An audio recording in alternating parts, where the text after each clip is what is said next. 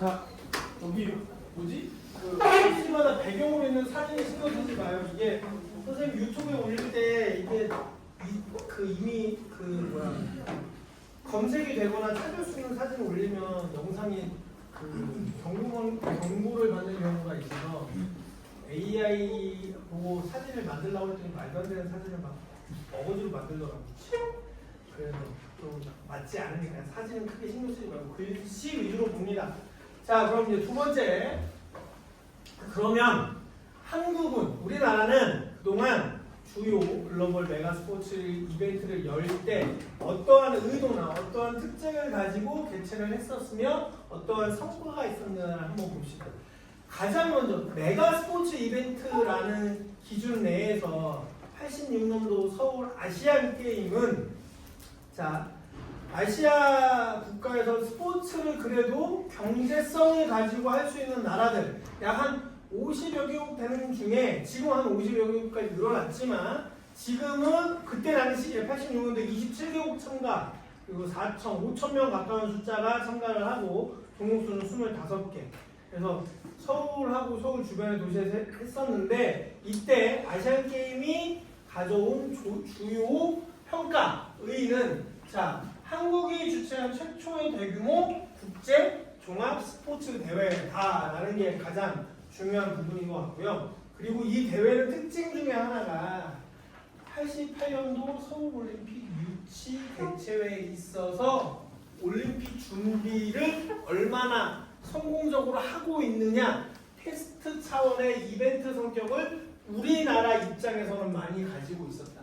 이때도 잠실 이 주변 지역에서 대회를 많이 했지만 88 올림픽을 준비하던 개최했던 그 경기장 지역이 전부 다 여기 있죠. 똑같은 지역에서 똑같이 열렸다. 그래서 88 올림픽을 얼마나 성공적으로 우리가 치를 수 있지라는 것을 테스트하는 성격의 아시안 게임이 매우 강했었다라고 보면 되고요. 그래서 이 86 아시안 게임을 거치면서 처음으로 국내의 전문 체육을 중심으로 준비되었던 스포츠 인프라를 확인하고 검증하고 그리고 그걸 확장해서 올림픽 수준의 스포츠 환경을 만드는데 매우 좋은 계기가 된 대회가 바로 86 아시안 게임입니다.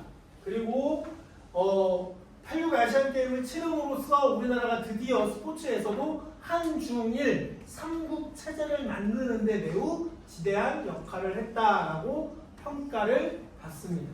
우리가 모든 일 할 때마다 한중일 이렇게 얘기하잖아요. 근데 스포츠에서도 확고하게 한중일, 한국이 아시아에서 3대 국가 중에 하나로 명확하게 들어가는 계기를 아시안 게임을 개최하면서 만들어냈다라고 보면 되겠습니다.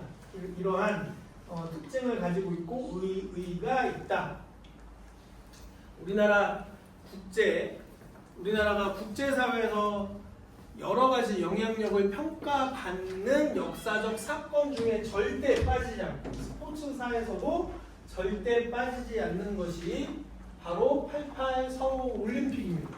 이 88 서울 올림픽은 특징 정도는 그냥 읽어보면 충분히 이해될 것 같고요. 의만 얘기를 할게요.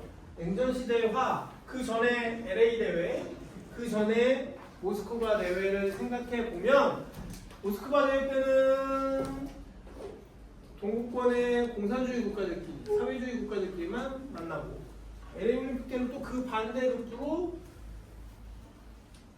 민주주의 국가들만 만나서 했는데 이걸 다시 하나로 합쳐지던 게 바로 88 올림픽입니다. 서울 올림픽. 그래서 냉전 시대에 화합을 하는 첫 장이 다시 열리고 그래서 냉전 시대가 끝나는 계기를 만든 겁니다. 시기적으로 우연찮게 그렇게 됐지만 이 올림픽을 전후로 해서 서독과 동국도 부서지고 만나버렸죠.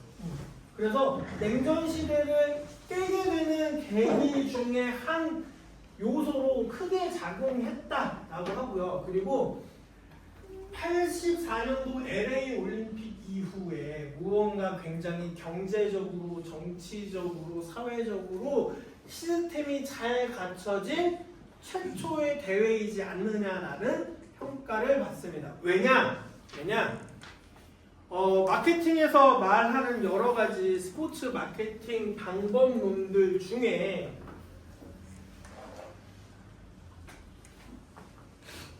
이게 있어요.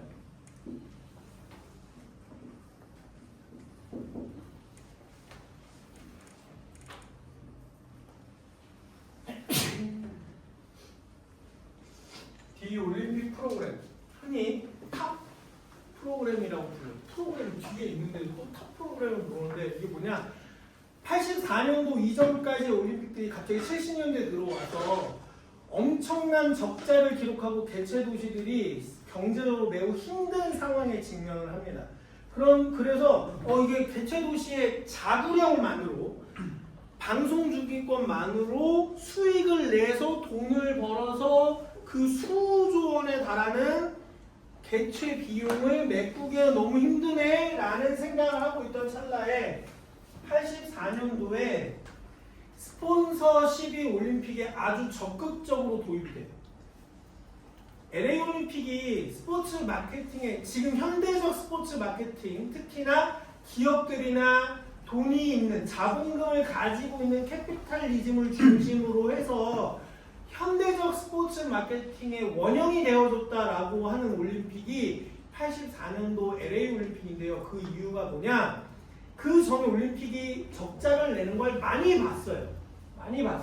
목격하고 나서 84년도 올림픽에 이 조직위원회 마케팅 담당자가 어떤 일을 해내느냐? 티 올림픽 프로그램을 처음 이런 원형을 만들어서 주변 지역사회의 기업들한테 스폰서십을 받은 거야. 그래서 운영자금을 만들어내. 그렇게 했던 걸 공식적으로 IOC에서 D 올림픽 프로그램이라고 만든 게 88년도에 시작됩니다. 88년도에 1차적으로 처음. 그래서 여기에 들어오는 12개의 글로벌 기업들이 각각 몇백억씩 내갖고 개최 비용을 도와주게 돼요. 그 포함되게 되죠. 그걸 처음으로 그렇게 해서 그렇게 쓰는 비용은 5년 단위로 계약을 갱신하게 되는데 그 올림픽 프로그램을 처음 도입한 게 바로 1차 공식적 도입이 88년도 올림픽이에요. 그런데 이거의 원형이 된 건 84년도 LA 올림픽입니다. 그래서 지금 현대적 스포츠 마케팅, 특히나 기업들의 후원, 스폰서십을 통해서 스포츠 마케팅을 이렇게까지 하게 된 원형을 만드는 건 84년도라 하고, 그리고 이게 처음으로 그냥 운영되기 시작한 건 88년도 올림픽이다라고 기억을 하면 됩니다. 그래서 경제적으로 체계적인 올림픽이 될 수 있었다라고 평가를 합니다. 우리나라도 근데 사실 저 올림픽 프로그램을 파트너십을 진행해도요, 실제로 조직위원회에 있어 봤던 분들은 얘기하는데, 겉으로는 분명히 흑자를 내고 있다라고 표출을 하지만 처음에 유치 준비할 때부터, 그리고 개최가 결정되고 나서 경기장 짓고 인프라를 준비하는 것까지 다 합치면은 올림픽은 절대 흑자를 낼 수 없다라고 얘기를 해요. 흑자를 낼 수 없다라고 얘기를 하는데, 아무튼 올림픽 3주 동안 이루어지는 올림픽 모양새로만 봤을 때는 굉장히 세계적인 성공 대회로서 평가받고 있다. 그리고 그때 특히나 이 88 올림픽 때문에 우리나라의 첫 국가 브랜드 인지도 향상인 첫 번째 국면이 이루어졌다. 우리나라가 가장 높게 평가받았던 거는 2002년도 월드컵 때문이긴 하지만 그 이전에 88 올림픽이 있었기 때문에 한국이란 나라를 서구권 국가에 알리는, 심지어 동구권 국가에도 알리게 되는 매우 큰 계기가 되었다라는 거. 우리는 그 전만 해도 서울이 어딘지도 알지 못하는 사람들이 많았으니까 한국이 어딘지도 모르고, 오히려 80년대까지는 지금도 마찬가지이긴 하지만 뭐 이런 건 여러 가지 이유가 있겠지만 해외에 나가보면 생각보다 우리나라처럼 교육 수준이 높은 나라들이 많지는 않아요. 그래서 그냥 일반인 만났을 때 아직도 사우스코리아랑 노스코리아 구분 못하는 사람들이 굉장히 많은 편인데, 그 이전엔 더 심했겠죠. 더 심했을 거예요. 근데 처음으로 우리나라를 알리는 계기를 만들게 되었다. 그리고 이 대회를 준비하면서 서울 주변으로 굉장히 도시가 현대화되는 지역 개발의 그 붐도 처음으로 맞이하게 됩니다. 여러분들 혹시 이 중에 목동 사는 사람 있어요? 목동 지역, 강서구 지역 사는 사람 있어? 한 명? 그 목동이 88 올림픽 없었으면 그 강서구 지역 절대 지금의 모습 아닙니다. 그 사회학이나 우리나라 스포츠 정치학이나 스포츠 사회학에서 수업하는 내용이긴 한데 우리 수업하고 조금 동떨어져 있어서 수업 내용으로 넣지는 않는데요. 그 강서구 지역이요, 왜 지금처럼 아파트 단지가 우리나라의 첫 1기 신도시가 되었었느냐 생각을 해봐요. 그때 당시는 군사 정권이야.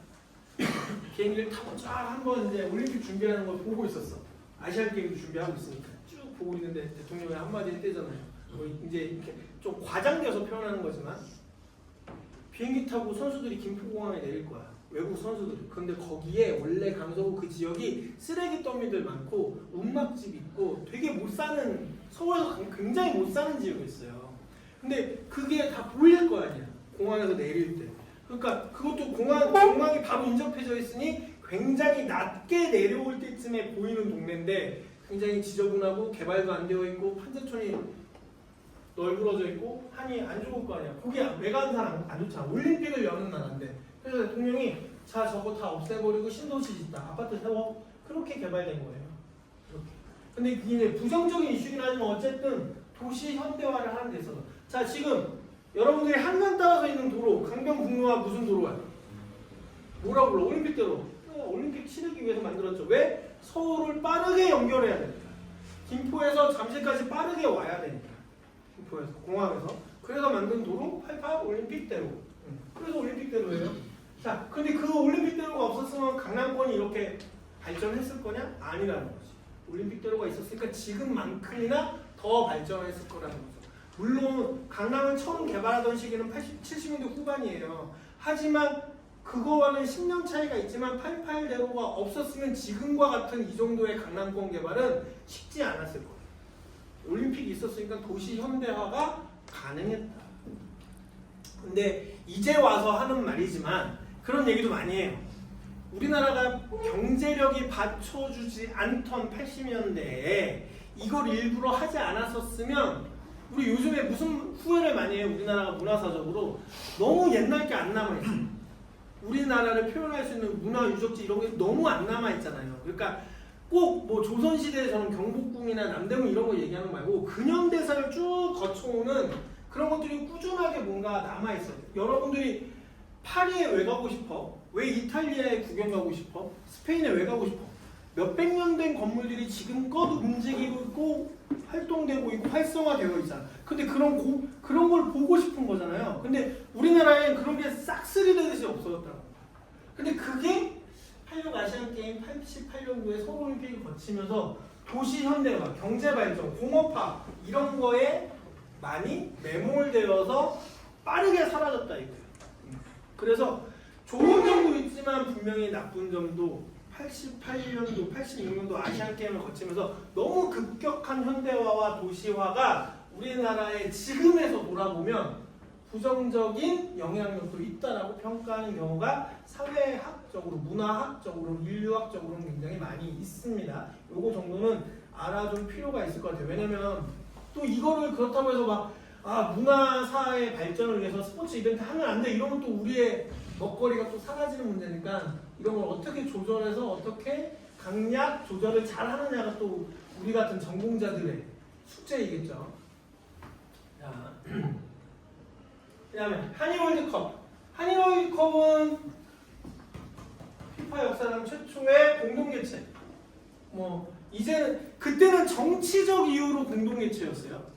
근데 지금은 이제 공동개최를 해야 되는 이유가 뭐야? 경제적 이유. 너무 많이 돈이 들어가니 서로 나눠서 분산개최하자.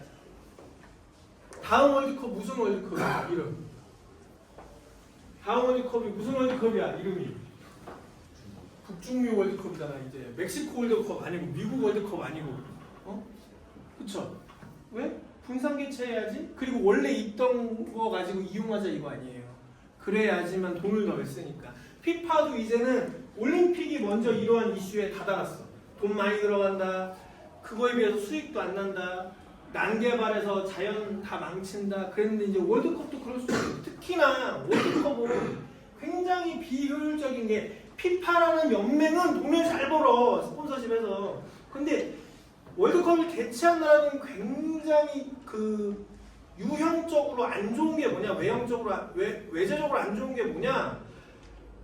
올림픽하고는 다르게 도시마다 경기장을 지어야 돼. 그것도 작고 크고의 문제가 아니고 무조건 몇만 석이 되는 월드컵 경기장 하나씩 갖고 있어요. 없으면 지어야지 개최할 수 있는 유리해지고, 개최에 유리해지고. 그러다 보니까 억지로 큰 경기장을 만들고 사람들의 접근성을 늘리고 하다 보니 주변에 도로 만들겠다, 이동수단 만들겠다 해서 난개발하게 되고, 그리고 그렇게 큰 공간이 이미 있는 도심에는 만들 수 없으니 외곽에다가 일부러 자연을 망가뜨려 가면서 만들고, 그러다 보니 월드컵은 조금 그런 문제가 있는데 요즘에는 경제적인 문제가 많이 있어서 공동대책하고, 과거에는 우리가 정치적 문제로 한국과 일본이 같이 공동대체했다. 그래서 역사상 최초의 공동대체 월드컵, 우리나라 입장에서는 처음이자 마지막인가? 아직까지?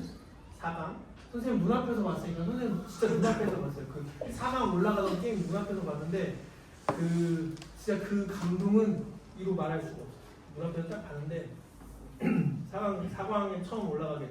그 다음에 그때 이후로 우리나라가 지금 어쨌든 프로축구가 뭐 야구만은 못하지만 그래도 월드컵을 함으로써 축구의 인프라가 좀 더 좋아지고, 그리고 그 경기장 때문에 우리나라의 각 시도별, 광역시도마다 생긴 큰 경기장 때문에 광역시도를 중심으로 한, 거점으로 한 스포츠 시설이나 환경이 좀 더 좋아졌다라는 것에는 뭐 부동의할 이유가 없어. 하지만 그걸 어떻게 운영해서 좀 더 좋은 성과를 내느냐를 생각해보면 조금 많이 아쉽다. 자, 그렇게 볼 수가 있겠습니다. 그리고 정치적으로는 한일 협력이 아주 좋은 사례로 남아있다라는 거. 그때 이후로도 그렇고 그 이전으로도 그렇고 이전 이후로는 크게 우리나라가 일본하고 협력한 사례가 많지 않아서. 자, 그 다음에 부산아시안게임 같은 해에 있었습니다. 같은 해에 있었고요. 여기도 선생님은 그때 한참 군대에 있어서 여기도 경기 사출돼서 부산에 내려가 있었는데, 선생님 농구장 간담회였는데 테니스 경기하고 이때도, 자, 이때는 다른 거보다는 남북 선수단 공동 입장하고 북한의 응원단이 직접 와서 우리나라 이때 2000년대 초반의 분위기가 매우 좋았어요. 정권도 뭐 우리가 이렇게 정치적 얘기를 할 건 아니지만 정권도 그 진보 쪽 정권이었고 당시에, 그래서 남북한 간의 정치적 상황이 굉장히 좋을 때 일어난 아시안 게임이어서 그런 면에서 남북 정치적 상황에서 굉장히 좋은 선례를 남긴 대회이다. 좋은 선례. 특히나 해외에서 열렸는데 그냥 개회식의 공동 입장으로 끝나지 않고 경기 중에 계속 같이 어울리는 좋은 사례를 만들었다. 평창 때도 있죠. 평창 때 첫 게임 뭐였어? 여자 아이스 하키에 공동 출전해서 한 팀으로 출전했는데, 그때 또 이슈 됐던 건 뭐냐? 열심히 노력해서 한국의 여자 아이스 하키 팀 대표가 됐는데 북한 선수들이 들어오는 바람에 몇몇 선수로 대표에서 제외되는 상황들이 벌어진 것 때문에 조금 다른 이슈가 있긴 했으나, 부산 아시안 게임은 북한이 공식 참가해서 뭐 남북 선수단 같이 하게 되고, 그래서 정치적 이슈도 굉장히 좋은 쪽으로 흘러갔고요. 그리고 부산이 어떤 도시일 것 같아요? 좀 들어본 적 있어요? 사회학이나 다른 수업에서? 부산이요, 우리나라가 97년도에 큰 이슈가 뭐가 있었다고? 우리나라 경제적으로 역사적으로 IMF라는 큰 사건이 있었는데, 부산이 어떤 곳이냐면 우리나라의 스포츠 용품을 생산하는 공장들이 다 몰려있던 곳이에요. 특히나 신발, 운동화는 모든 공장이 그때 당시까지 90년대 초중반까지요 부산에 다 있었어요. 우리나라의 유명한 브랜드의 대규모 신발 공장들, 운동화 공장은 다 부산 지역에 있었어요. 근데 IMF 때문에 다 망가졌어요. 근데 2002년 부산 아시안 게임을 통해서 부산의 경제력을 조금 더 다시 향상시키는 계기로 삼았다. 이런 설례들이 남으니까 지자체들이 지역사회 발전시킨다고 지자체 하나 발전시키겠다고 억지로 막 그 스포츠 대회를 크게 열려고 막 노력들을 하는 거예요. 근데 이거는 잘 살펴봐야 돼요. 실제로 그래서 선생님 이제 아까도 얘기했지만 선생님이 기획서 그 유니버시아드 대회, 충청권 유니버시아드 대회 짠 거를 나중에 보여주겠지만 그때 그 이제 27년도에 하는 걸 위해서 언제 짰냐면요. 개최를 확정받아야 되잖아. 그래서 20년도에 만든 거예요. 20년도에 만든 건데 어떻게 짰냐면은 최대한 원래 있던 거 재생하는 방식으로 했고요. 그리고 최대한 원래 있던 관광자원 다 활용해서 돈 최대한 안 쓰는 방식으로 했고요. 이런 식으로 해서 그리고 지자체에서 최대한 돈을 가져다 쓰지 않는 방법을 만들기 위해서 지역 시민사회에서 자원을 공급받는 방식으로 하고 이런 식으로 계획서를 짰었거든요. 그런 것도 한번 보게 될 겁니다. 여러분들이 사례로. 자, 그 다음에 중간에 그 다음에 11년도 대구 세계 육상 선수권 대회. 이것도 참 안 좋은 부정적인 평가를 받았던 대회인데 우선은 긍정적으로 봤을 때 자, 아시아에서는 두 번째. 아시아에는 육상에 대한 인지도가 없어서 안 열려고 했어요. 근데 대구가 어떻게 해서든지 잘 홍보해서 유치를 따내게 되죠. 그 다음에 그리고 그래서 우리나라에 조금이라도 육상에 대한 인지도를 우리나라에 또는 아시아권에 육상이라는 대회가 재미없는 게 아니고 굉장히 흥미로운 대회다라는 인지도를 만드는 대회가 되었다. 이거 이후로 우리나라도 세계 육상 선수권 대회 하면은 방송해줘요. 중계방송. 그 이전에 안 했어. 세계 육상 선수권 대회 어디서 열리던 관심도 없었어.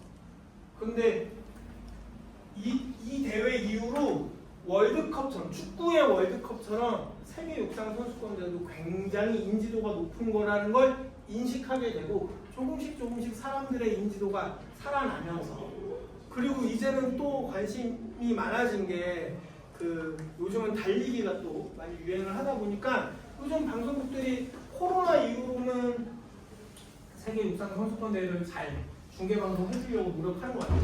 그래서 어쨌든 우리나라의 육상이라는 종목이 사람들한테 인지도를 갖게 된 대회입니다. 그런 부분은 좀 아쉬워요. 글로벌에서 뭔가 크게 영향력을 떨친 게 아니고 국내에 영향을 미쳤다. 이게 조금 작긴 하지만 우리 입장에서 그래도 좋은 긍정적 이슈이고 글로벌 시장을 보기에는 좀 안타까운 거죠. 그래서 대구가 엄청나게 큰 돈을 들였음에도 불구하고 성과가 그렇게 나지 않았고 실제로 그때 당시 중계방송 보던 거 기억도 나는데요. 빈자리가 너무 많았어요. 경기장 내에 빈자리가 너무 많아서 되게 대구 세계 육상 선수권 대회는 이러한 의의를 가지고 있다. 그래서 지역 스포츠 문화상 이쪽 영남권에 큰 대회를 치르고 좋은 시설들이 없었는데 대구에 좋은 육상 관련 인프라가 생기면서 육상 관련된 종목들이 훈련장을 이제 많이 대구 영남권으로 내려가게 되는 계기도 만들고요. 그래서 도시를 개발한다, 경제적 효과를 누리기 위해서 스포츠 이벤트를 한다라는 것도 있지만 아까 얘기했듯이 해당 종목의 퍼포먼스, 경기력을 높이기 위해서 해당 종목의 스포츠 산업적 경제성을 높이기 위해서 스포츠 이벤트는 분명히 필요하다라는 겁니다. 마지막으로 평창 동계올림픽.